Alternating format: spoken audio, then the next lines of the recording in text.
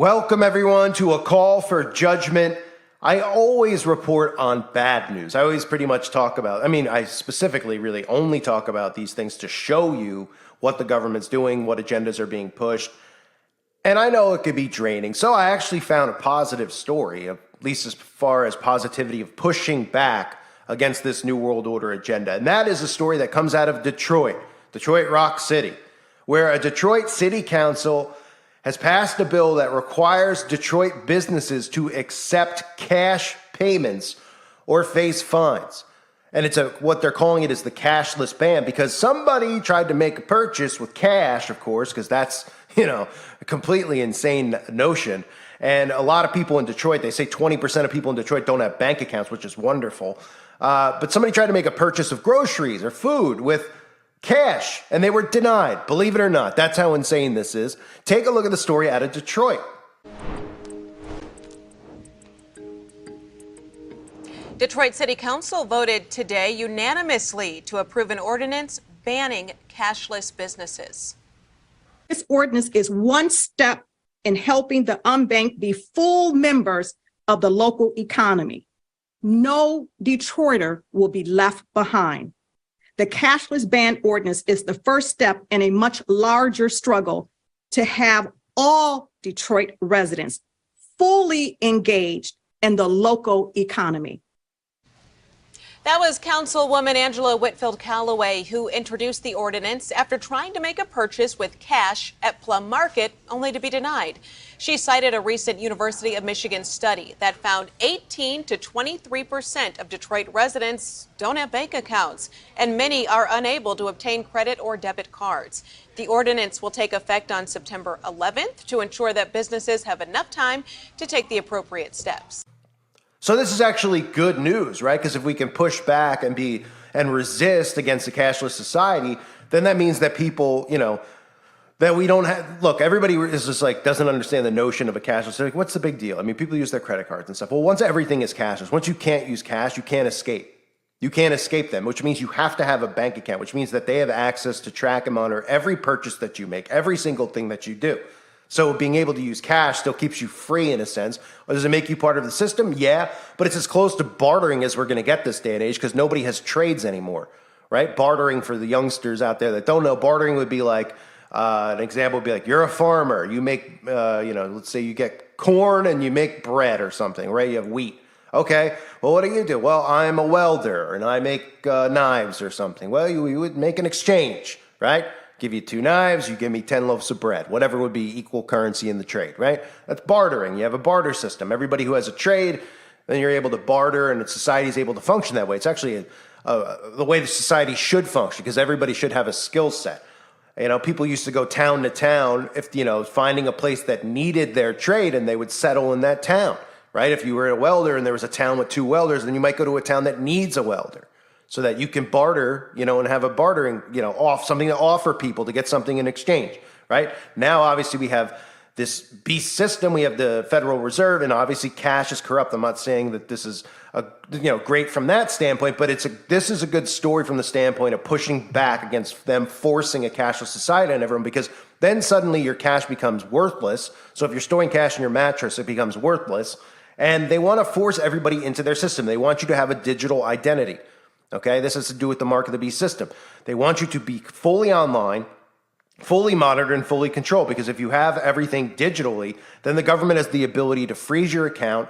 And then people are like, oh, why would they ever freeze my account? Oh, they'll freeze your account if they don't like the way that you dress. I mean, they could do whatever they want. People think it's crazy, but they will freeze people's accounts based on their political backgrounds, based on things they post on social media, all that type of stuff. And that's why they want and are hell-bent on getting everything digital. So a Detroit City Council on Tuesday passed an ordinance requiring businesses in the city to accept cash as a form of payment.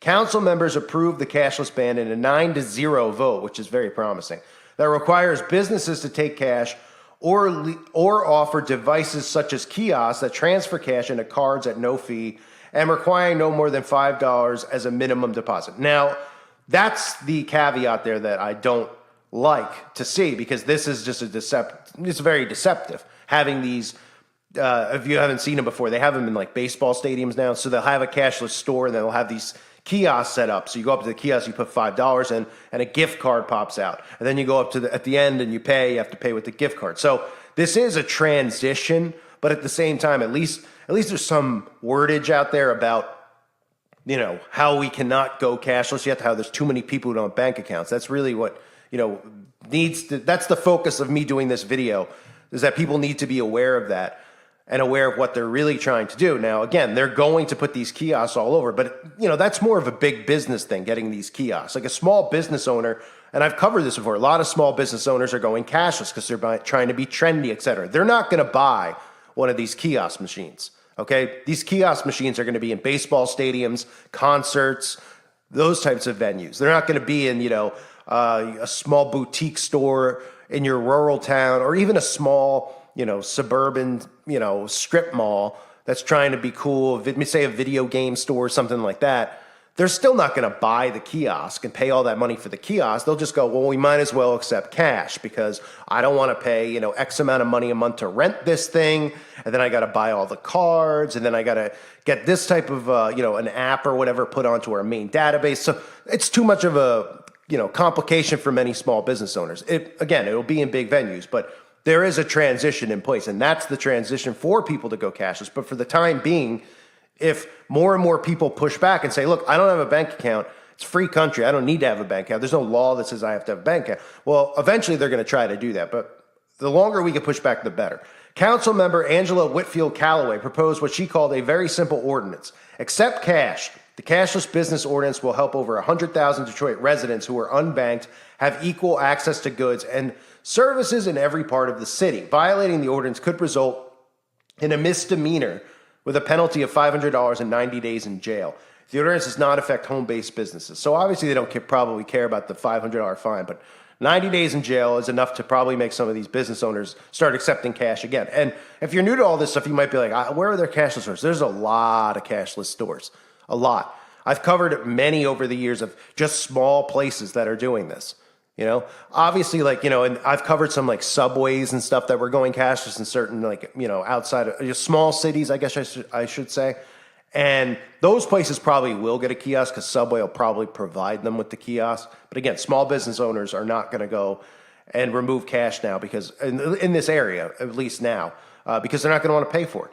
So exceptions include transactions conducted by mail, phone, or online, along with parking garages, membership-based wholesale clubs, businesses that rent consumer goods, and prearranged payments for rideshare services that exclusively operate on a mobile device.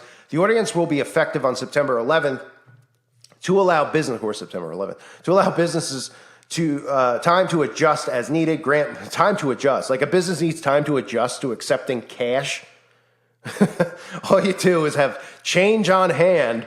And then when somebody comes in with cash, you give them change. It's not that hard of a system. You don't really need time to adjust. I guess Gen Z needs time to adjust because they don't know how to count on their own.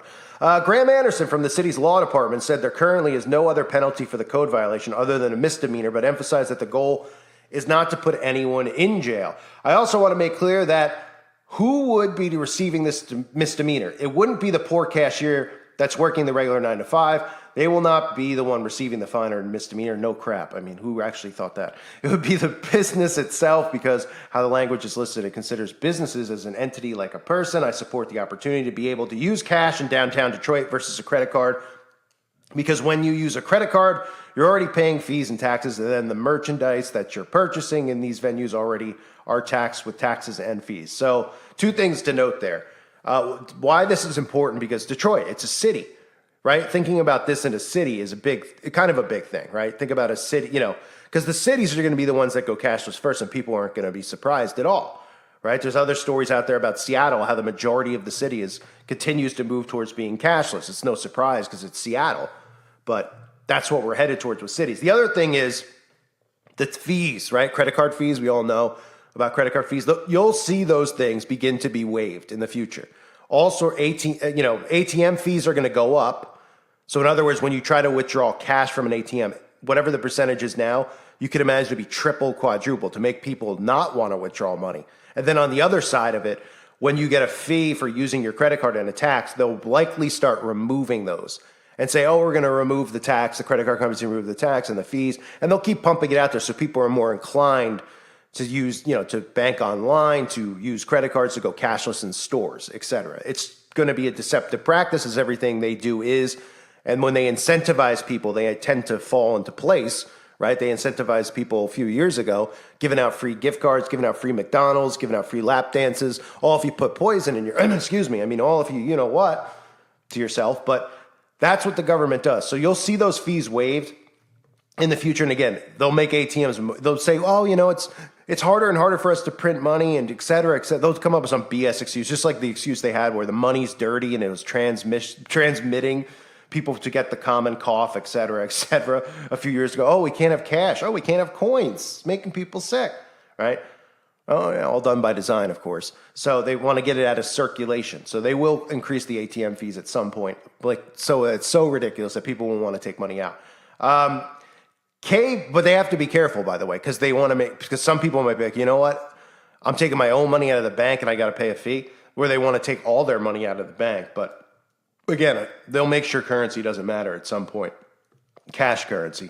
So Kay Bowman, who spoke on behalf of the Metro Detroit Black Business Alliance, opposed the ordinance, calling it poor policy that does nothing to help elevate our city, but instead offers criminal penalties to solve business owners who have done nothing but try to adjust to the tough times. Yeah, that makes perfect sense. Why can't you have cashless and cash? It's unbelievable. How could you have an excuse not to accept cash? Like, oh, this is penalties against business. Well, then just accept cash. It's not even expensive. You can get you could literally, you don't even need like any type of machine. You could have a box and you could do the transaction with a calculator. Like, you ever buy something at like a farmer's market or like the side of the road, you're buying like tomatoes or something, right? The person has a calculator and cash. They seem to be doing okay. But again, they're not Gen Z. They actually can count. So, well, they do use a calculator, I should say. But, you get the point. I don't even know if Gen Z can use a calculator. So the person's going to say they've been dealt with in the form of a pandemic and now a slow economy. Might we offer an incentive to businesses instead of a penalty who provide reverse ATMs? Could the city actually invest in reverse ATMs, much like our local arenas have done? Could we work with the plethora of local banks here on ways to offer products to ensure all Detroiters are actually banked? So this woman here clearly, I don't know if she's in on it, but she's got the New World Order agenda ingrained in her, trying to get all Detroiters banked when a lot of them, they're doing it by choice. They don't want anything to do with the bank. They don't trust the government. And then obviously the other thing that she mentions is getting the reverse ATMs, which is what I mentioned earlier, getting these kiosks in there where they can put their money into a machine. That cash that goes in the machine never gets recirculated, because they're trying to get cash and coins out of circulation. So they're doing a lot of different sneaky maneuvers to do that, to get cash out of circulation. So good news, bad news, but just something I wanted to cover because it's rare that you actually see anywhere where they're talking about, well, people don't want to bank or people want to still use cash. You hear it like the other way. The mainstream media reports on it. They're like, what dinosaurs are using cash? What dinosaurs are walking around with cash? What's cash? Right? Gen Z doesn't know what cash is. And they go on and on, plant seeds that way. So this to me is a positive in a world of many, many negatives, but I obviously know nothing good eventually ever comes of these things. The government will probably just step in and put the reverse ATM kiosk in every business on behalf, of goodwill, they'll call it. But we'll see where this stuff goes. Ends up going nowhere. But good to see at least, some stories out there where there's a little bit of pushback against their New World Order plans, and we know 2030 is the plan. So if we could extend past that, that would be great. At least it'll give this generation of the old croaks out there, or the old farts out there, a chance to croak instead of seeing their New World Order come to life. I thank everyone for being here. I hope you're all doing well. God bless you and your families.